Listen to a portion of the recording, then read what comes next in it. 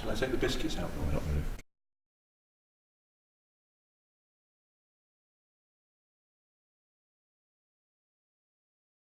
Well, welcome to a new Harry's Garage video, and as you can see we're back at Ian Tyrrell's workshop. We're doing this rebuild on the Espada engine, and seems a lot of you have been following this one. We did part one when we took the engine out. Last time I was here, part two was about stripping the engine, taking the cylinder heads off, and also taking the sump off and seeing what the pistons looked like and things. The engine has now been fully stripped, so in this part three I'm going to join Ian Tyrrell, and he's just going to show me the engine, all the boats, all the components, and we'll see what's actually been going on with this engine. Let's go and have a closer look. Well, you all know Ian Tyrrell now. Very pleased to be here again. Happy to have you. Yeah, and haven't you been busy? Yes, we can take anything apart. Yeah. Putting it back together is the challenge. Is it? Yeah, but I noticed you've got a manual at the back, so that should be all right. Yeah, that keeps us in check. It's when customers throw extra nuts in the tray. That's that's a mean trick. Yeah, it has been done, yes. Yeah. But here we are, so 12, everything. I love this Lamborghini engine because it's a V12, and therefore there's lots of bits, isn't there? Yeah. It's not like stripping a four-cylinder engine, single cam, something. Exactly. Look at it all. Yeah. So there's the block. Yeah. We've cleaned that up to a certain extent. The liners have come out really well. I can't believe you have to take those out. I would have thought you just rebore with the liner in, but you take them out. It's much easier to take them out, actually. And the difficulty is you can't get a clean swipe on the liner at the bottom because the webs are in the way. What, this bit? So to get them out, you have to put a great big load of pressure on. We've made a mandrel up to go in there, which you have to whack out. It's the only way they'll come out. Shock tactics. Wow. No messing about. If it does say in the manual, in extremis, you have to heat them to 130 degrees C to get the liners out. Wow, the whole thing. Yeah. Wow. But they come out really well, actually. But when you do an engine rebuild, you'd always take these out. This is just what you do. Yeah. And even to rebore, even if you're just doing a light skim or something, you'd take the... The only way you could leave them in is as a glazed bust, which is next to nothing really. Right. But if you're doing honing or boring, they're out. Yeah, they're out. Wow. Yeah, that's amazing. And I'm looking at a line of 12 pistons here, and I'm also looking at a bag of rather a lot of broken piston rings, aren't we? Looking very sorry for yourself. Unbelievable. So we pushed those 2 pistons out, and they had broken rings. Yep. And he pushed 12 out, and what was the story? There were 10 broken top rings out of 12. So weird. Yeah. So I mean, there are various reasons why top rings can break. Right. One of them is, as I mentioned before, overfueling. I've come across this particularly on Ferraris where people pull the choke out on a Daytona, and you've got 6 carbs with a nice little cable pulling the linkages, and then they push the choke off, except the linkages don't go back. Right. And you end up with the car permanently running on choke.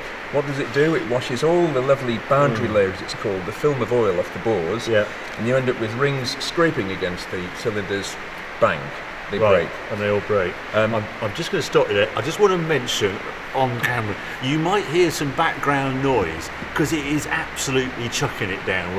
It's one of the things that happens in the UK, particularly in October, November, it shuts down the rain, and it's decided today to really go for it. So on the roof, you'll be hearing that in the background. Sorry to interrupt. We need to project, don't we? We do, yes. Yeah. So that's, I think, another reason, probably better in this case. I don't think it's been overfueling particularly. Right. But what can happen is the ring groove at the top. This top one, should be.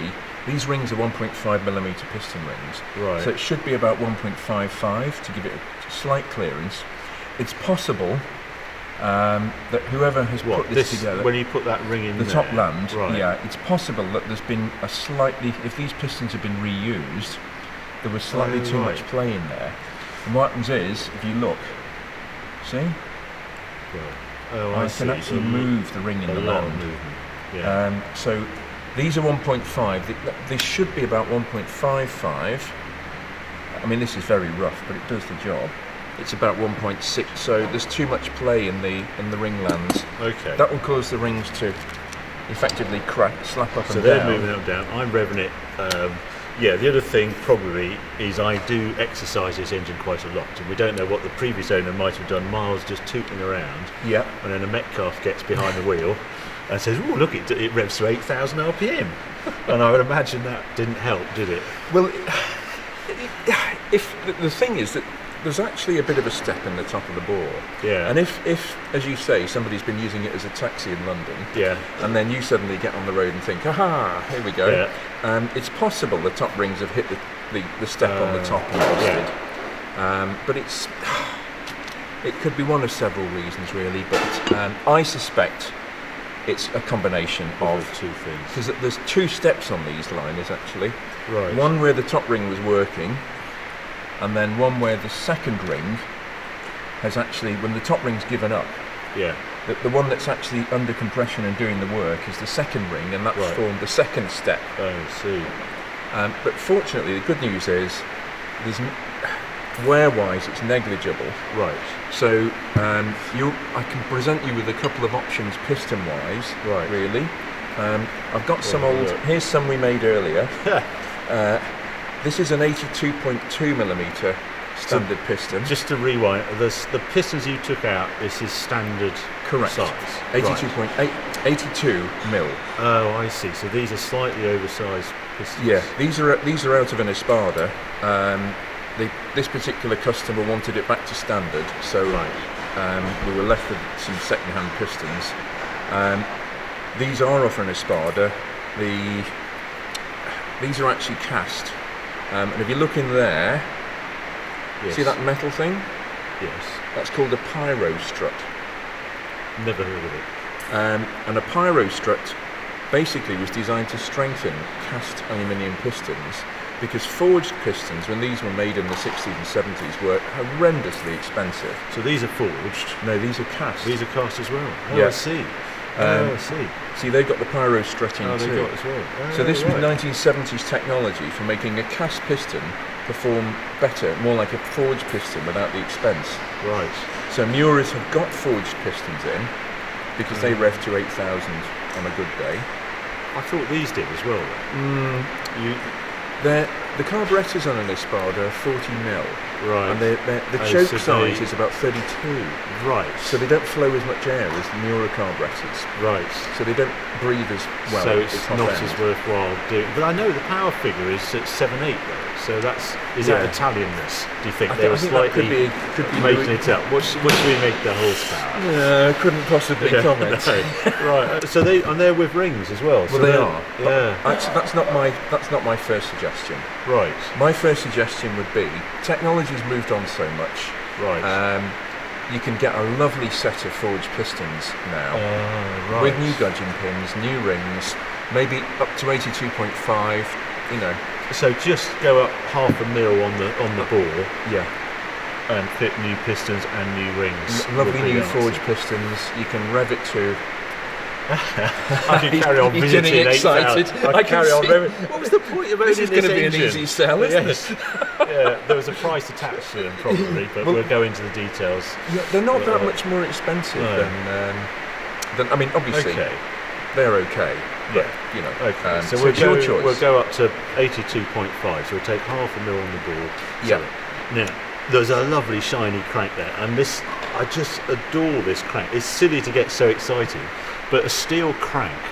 When I was tuning engines in my little Lotus Elan and stuff, a steel crank was a thing of wonder, and it was very expensive, and it unleashed higher revs. That was what I wanted. And this Espada's got one as standard.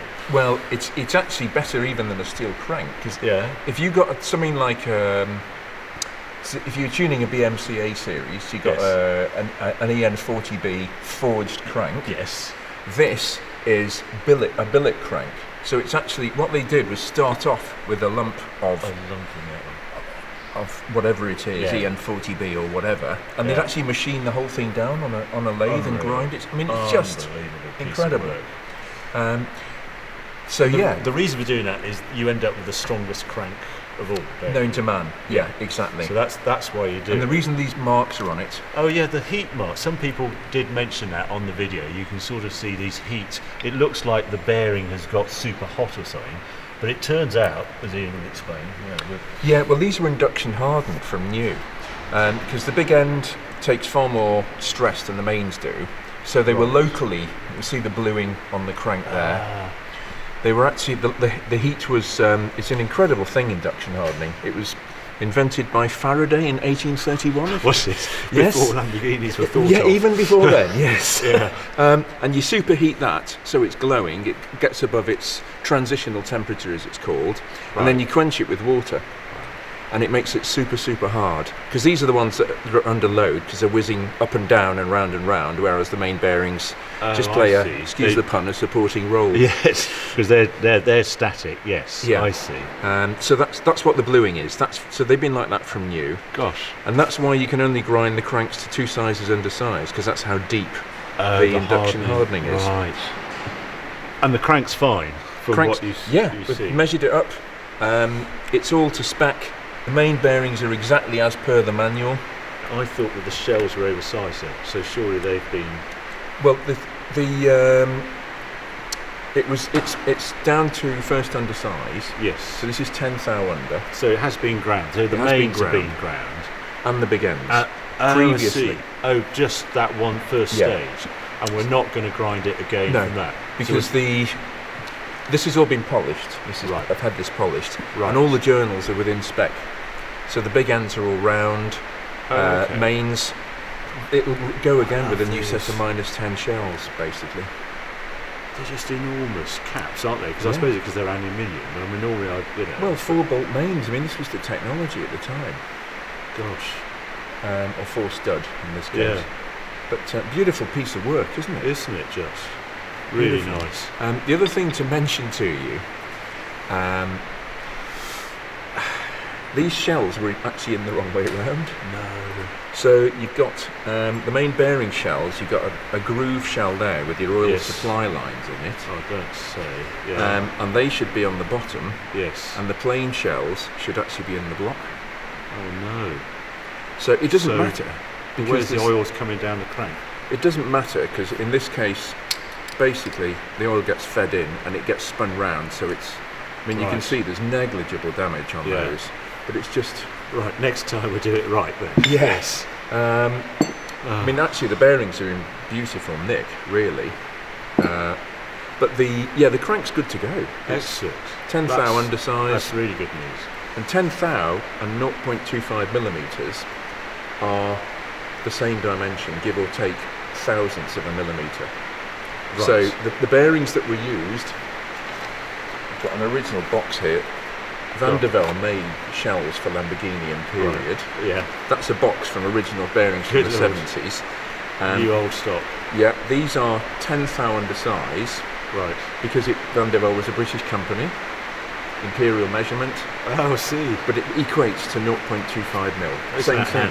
Isn't that handy? You can't actually grind a crankshaft accurately enough to make the difference between 10 thou and 25 and 0.25 of a mil.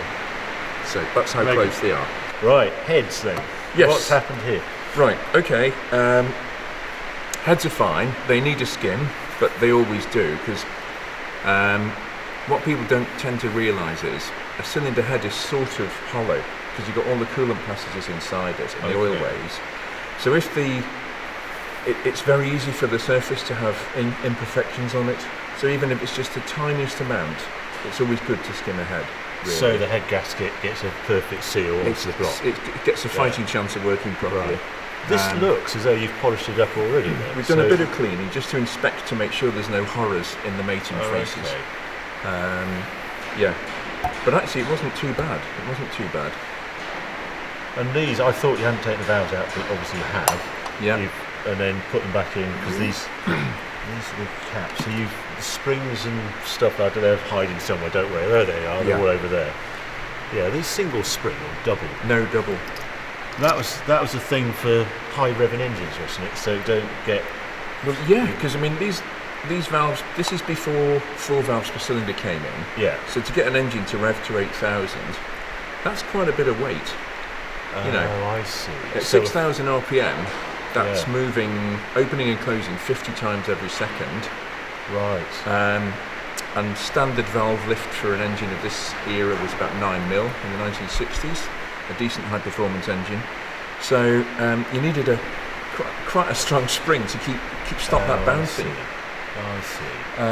Because it's the resonance. I heard it was one spring might have a natural resonance that interferes, so you put another spring in there and it counts it. Yeah. I hadn't thought about the weight and the 4 valve heads, and that allowed higher revs just because you weren't moving such big lumps up and down. Exactly. Well, funnily enough, Ferrari and Lamborghini both started on the 12-cylinder engines with 4 valves per cylinder as late as 1985. Countach Quattrovalvo and the Testarossa. Yeah. Both came out the same time. year. Yeah. But I mean, it was very late in the day, because the cost, these worked very well. So. And they're big valves. They are big valves. Yeah. They're a monster inlet valve. Yeah. So these actually need. They've all got a bit too much play in them. It was the smoke. So it's obviously breathing heavy. There was this thing, it was puffing through its breather. That was the piston rings mainly. Yeah. And then perhaps a little bit of smoke coming from off the valve guys. It gets better. Right, does it? Yeah. Right. I mean, these have got. There's a bit too much play. You can maybe just see that valve is rocking in the guide there. But if I move this round.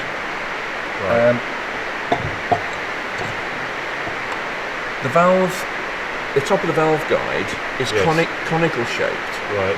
They're not designed to have stem seals on at all, because the amount of oil that gets in there is actually not that great. It's not like a modern car with a hydraulic tappet where you've got oil pouring out everywhere. Right. Okay.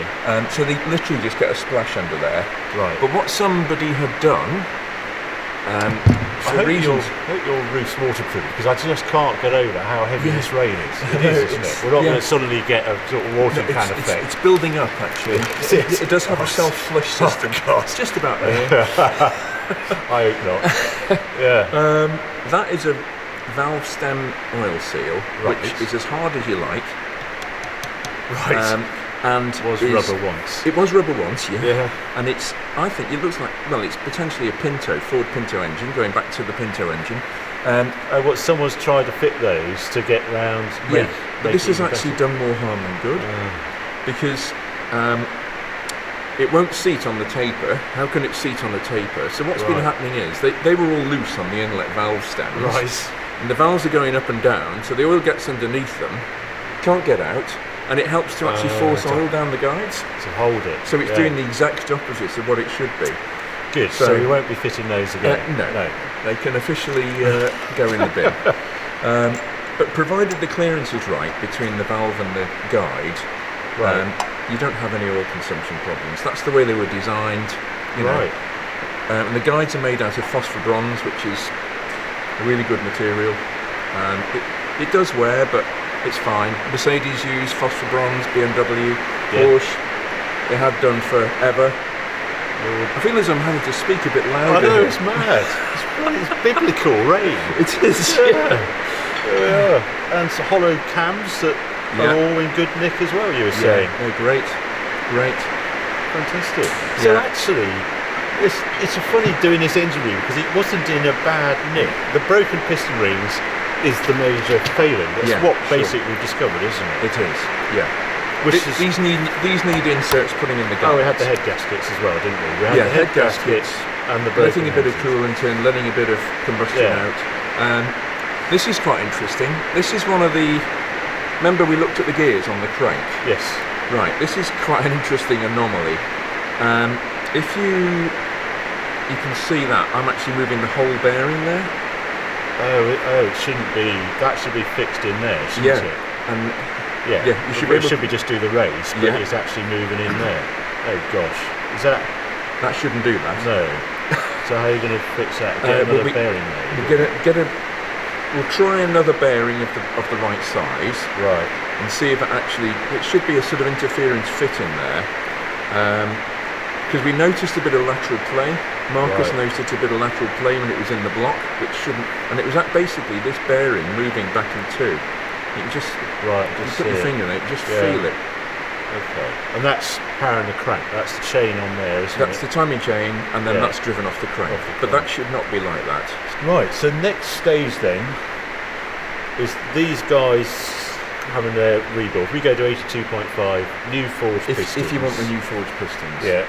And I'm feeling that you might. Yes. Yes. So we'll do that. Will go off for that. The crank's had its little polish, so that's ready to rock and roll. Yep. The block, do you tidy it up and do a paint? Yeah, we'll do a paint job on that. You do that after this is all done then, so those they get pushed. They get bored and then tapped back in. Tap back in. Yes, tapped. Yeah. Yes. Yeah, I mean you can freeze those and you heat this up. Don't you? It's easier getting them in. Exactly. Just taking them out. Yeah. Okay. Bearings we've discussed. These are all lovely. So these are the tappet buckets. Right. Which are all the same thickness. They look, if you feel them, that there's absolutely no wear on those whatsoever. No. It's just that the hardening's fine. There's no evidence at all of any breaking up of hardening on the surface there. No. They were actually replaced. I'm sure of it when the engine was done. And then you have these whizzy little things. Yes. Which are different thicknesses. Each one's different thickness. Which is your tappet shims. God dear. Have you got a box of those then? Yes, yeah. Oh dear. Right. So that's all good. All the head studs are out. They look lovely. Clean those up. They look great. What I would suggest is, while we're at it, I'm going to show you the sort of carburettors and things. Oh right. I would think this is maybe a nice time to give the whole thing a bit of a birthday and make it look lovely. Yes. Okay. Yeah, we'll go and have a look at that. The carburettors were working pretty well. They were good. Might be just an idea to give them a nice clean up and replate things and whatnot. They can be made to look really nice. How do you do it? Is that a sandblow blast or a vapor blasting? I would say aqua blasting, that kind of thing. You'd be amazed how they can come up. Oh, it's lovely doing that. Do the same with this, maybe. This lovely aluminium casting. Yeah. And those? These are all stripped and. You can't use cadmium plating, which is what they were, because that's illegal now. But you can put yellow zinc on them, which looks identical. Again, these will clean up beautifully with aqua blasting. Okay. It just makes it look. You get some sort of added value in terms of it looks the part. Why you spent the money. I was just looking for the cam covers. They're not here. Now there's a cunning reason for that. Right. And that is we've cleaned them all up. Oh, okay. Got all the paint off, so we can show you those. Oh, they're back there. Okay. Yeah. Those were smart, actually, air filter on. These, what do I do with these? Right. Is there anything I can do with that? Absolutely. So they can get blasted again. Right. Check that there's no thin metal that would go through on them, which I don't think there will be. Right. And then blast them, and you can actually coat them with a lovely matte black heat-proof coating, and they'll go. That look great. So I don't want to sort of dress them up, paint them white or anything, but if they had right. I keep thinking that's snapped off. That isn't. That's there, isn't it? That's the way they do it. That goes actually onto the same stud. Split like that. Snap. I've never seen that before. No, that's how they do it. They're all the same Muras, Quintoshes. Yeah. Right. That's good. I like that. There's a crazy distributor, isn't it, of all the points in it? Yeah, 4 sets of points in there. Can you imagine that? One set of points bad enough. Yeah, never seen that before. Yeah. And they've all got to be synchronised to each other as well as the gaps set properly. Right. Which is all quite fun. So okay, so a little bit of engine dressing. Yeah. What about the front of the car? Should we do something there? Yeah. Never known what to do here because it always is a slightly rough, but that's how they were, wasn't it? It wasn't super smooth and perfect. It was never body coloured in here either, was it? It was always black. Yeah, that's right. Matte black to disguise all the imperfections. Did I really say that? With a hint of satin in it, but yeah, I mean it is very. They're all the same. Ferraris with the same, Maseratis. You just a quick flash over with some matte black. So this, could all be made nice. Obviously the heat shields could all be cleaned up in there. That's why that's aluminium there. That's actually reflecting. That's the idea. So while McLaren uses 24 karat gold, we just use a bit of polished aluminium. These cheap Lamborghinis, what can I say? Yeah, never mind. Yeah. I tell you one thing, can't see it in here, but under the bonnet, there's that funny quilting. That's been painted on mine black. Is that available still? Yes, it is. Yeah, Is or it? something very close to it. Is it? I'd quite like that replaced. So it was silver again, if it's possible. Yeah, I mean, to take the old stuff off, paint the inside of the frame black, same as this, and then put that stuff, transforms them actually. Yeah, I think that would be really nice if you do that. Yeah. So a general tidy up. I'm very lucky with this car because it does seem to be pretty solid, which is It's great. Yeah. So we're actually starting with a reasonable base. The frame could do with a bit of a scrape off and treat, really. These have obviously been done at some point. Yeah. Brakes are okay, Ruben. They're fine. And the nice thing is this is all fairly new because the air conditioning obviously was working well. Yes. Water. You're saying you're going to do something on here. It's a bit tight on the steering or something. You're going to just have a play with the box. Yeah. The Espada steering is sort of typical of its time in that it's a steering box with linkages. Rollable. And what can happen is some of the joints can seize up or they can get play in them. I mean, I don't know how many joints there are on this. 1, 2, 3, 4, 5, 6. There's about 8 joints on this steering. Yes. And all it needs is a little bit of play in each one, and before you know it, you're all over the road. Unlike rack and pinion or something like that, goes straight to the wheel. Eliminates them all. Yeah, and this box could do with being set up properly, just adjust it, make sure it's got plenty of oil in it, that sort of thing. Makes the world of difference to them, actually. Good. One final bit, the roof.